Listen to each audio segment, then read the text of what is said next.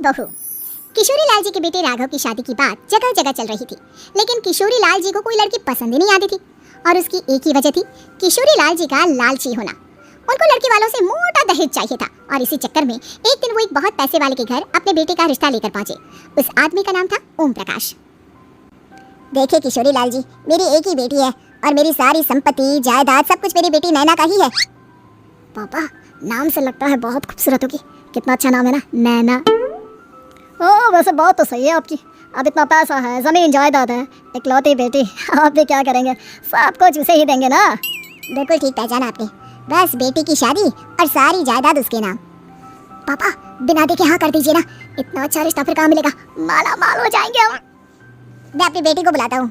अरे नहीं नहीं नहीं नहीं, आपकी बेटी का नाम नैना है, सुनकर ही लगता है बहुत सुंदर होगी। रहने दीजिए अंकल, मैं तो आपकी बेटी के नाम से इतना खुश हो गया हूँ कि उसे बिना देखे शादी करने को तैयार हूँ। अब तो मैं उसका चेहरा सीधे शादी के बाद ही देखूंगा। और इस तरह राघव नैना का चेहरा नहीं देखता और उससे शादी कर लेता है। शादी के बाद अपनी सुहाग रात पर जब राघव नैना का घूंघट उठाकर देखता है तो नैना की आंखें बंद थी। कितनी खूबसूरत हो तुम नैना, जरा अपनी आंखें खोलकर मेरी तरफ देखो तो सही। नहीं, मुझे शर्म आती है। मैंने तुम्हें शादी से पहले भी नहीं देखा और अब अगर तुम आंखें खोलकर मुझे देखोगी भी नहीं तो मुझे अच्छा कैसे लगेगा? इससे पहले कि नैना अपनी आंखें खोलकर राघव की तरफ देखती, अचानक से लाइट चली गई और राघव नैना को पूरी तरह से देख भी नहीं पाया। अगली सुबह नैना राघव के लिए नाश्ता बनाकर लेकर आई। अरे ये क्या, आधा पराठा सेका हुआ है और आधा बिल्कुल कच्चा? ये तुमने क्या किया नैना? बहू, तुमने क्या आधा पराठा तवे से नीचे लटका कर रखा था जो आधा सेका है और आधा कच्चा? मुझे जितना दिखेगा उतना ही तो सीखूंगी ना पापा जी। जहाँ जहाँ मुझे नजर आ रहा था वहाँ मैंने सीख लिया, जहाँ जहाँ नहीं दिखा वहाँ कच्चा रह गया होगा। इसका क्या मतलब है? ये कैसा मजाक कर रही है तुम? अरे बहू, तुमने इतना लंबा घूंघट क्यों लगाया हुआ है? देखो, हमारे घर में बहुओं को बेटी की तरह रखा जाता है और फिर तुम तो इतना सारा माल लेकर आई हो। देखो, घूंघट डाल कर रखने की कोई जरूरत नहीं है। हाँ नैना, पापा जी ठीक कह रहे हैं, तुम तो आराम से रहो, अपना ही घर समझो। नैना अचानक से अपना घूंघट उठा लेती है। अरे ये क्या पापा, नैना की तो एक आंख फूटी हुई है। नाम से नैना, लेकिन ये तो कानी बहू निकली। मेरे साथ धोखा हुआ है, धोखा। बिना दिखाए अपनी कानी लड़की मेरे संग ब्याह दी। मुझे कानी बीवी नहीं चाहिए। मुझे अभी ओम प्रकाश जी से बात करनी पड़ेगी। आखिर उन्होंने मेरे साथ ऐसा किया क्यों? अरे, आप लोगों ने ही तो पापा से कहा था कि आप लोग शादी से पहले मुझे देखना नहीं चाहते। अब मेरे पापा पर क्यों इल्जाम लगा रहे हैं? अरे लेकिन उन्हें बताना तो चाहिए था ना कि तुम कानी हो, एक आंख से तुम्हें दिखाई नहीं देता। किशोरी लाल और राघव नाराज होकर ओम प्रकाश को अपने घर बुलाते हैं। पापा जी, ये आपने क्या किया? शादी से पहले बताया क्यों नहीं कि नैना की आंखों में परेशानी है?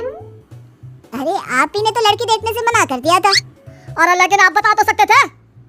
आपको तो हमारी बेटी की प्रॉपर्टी चाहिए थी, वो भी पूरी की पूरी। अब क्या हुआ अगर उसे आधा दिखाई देता है? प्रॉपर्टी तो आपको पूरी मिल गई ना। और ये क्या बात हुई? मेरी शादी प्रॉपर्टी से नहीं, आपकी बेटी से हुई है। अब ये तो पहले सोचना चाहिए था, तब तो मेरी प्रॉपर्टी देखकर तुम्हारी जुबान लपलपा रही थी। लेकिन मैं कानी लड़की को अपनी बीवी बनाकर नहीं रख सकता। पापा, कुछ करिए ना आप। हाँ, करता हूँ। देखिए ओम प्रकाश जी, आप हमारे साथ ऐसा नहीं कर सकते। और तुम देखो, अगर तुमने मेरी बेटी से शादी तोड़ी ना, तो जो भी प्रॉपर्टी मैंने तुम्हें दी है वो तो पूरी की पूरी वापस ले लूंगा और आधी प्रॉपर्टी तुम्हारी भी लूंगा। अरे मेरी आधी प्रॉपर्टी भला क्यों लेंगे आप? इसलिए क्योंकि मेरी बेटी को आधा नजर आता है और उसकी नजर अभी तक तुम्हारी आधी जायदाद पर ही पड़ी है। अब तुम उसे घर से निकालोगे तो कुछ तो लेकर जाएगी ना। और अगर हम आपकी बेटी को अपने घर की बहू बनाकर रखे तो? तो तुम्हारी पूरी प्रॉपर्टी तुम्हारी ही रहेगी और जो मैंने तुम्हें दिया है ना, उसमें से बस मैं आधा लेकर जाऊंगा। अरे लेकिन अब आप अपनी दी हुई प्रॉपर्टी में से आधी वापस क्यों लेकर जाएंगे?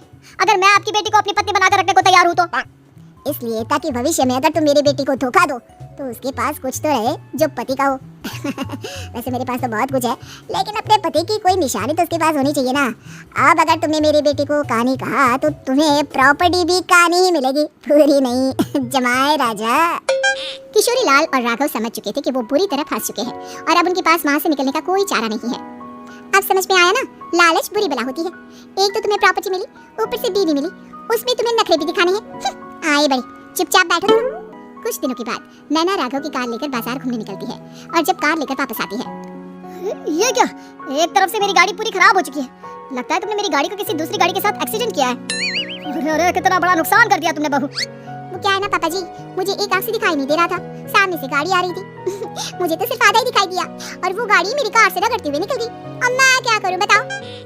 अब इसे ठीक कराने के पैसे कौन देगा? तुम्हारे पापा? तुमने मुझसे इस तरह से बात की? अभी रुको। नैना राघव की शिकायत ओम प्रकाश को कर देती है। देखो राघव, अब जो मेरी आधी प्रॉपर्टी तुम्हारे पास थी ना, उसमें से आधी और मैं लेकर जाऊंगा, क्योंकि तुमने मेरी बेटी को डांटा। अरे नहीं पापा जी, गलती होगी, माफ कर दो। गलती की तो कोई गुंजाइश ही नहीं। अगली बार मेरी बेटी को डांटा तो बची हुई आधी में से आधी और ले जाऊंगा। लालच के चक्कर में हम दोनों ने बहुत बड़ी गलती कर दी बेटा। एक तो तुम्हें कानी बहू मिली और ऊपर से जो माल मिला वो भी काला। इस तरह राघव की हर एक गलती पर ओम प्रकाश उसकी प्रॉपर्टी का आधा आधा हिस्सा लेकर अपना सारा माल वापस ले गया और राघव को कानी बीवी से काम चलाना पड़ा। भाई लालच वाकई में बुरी बला है।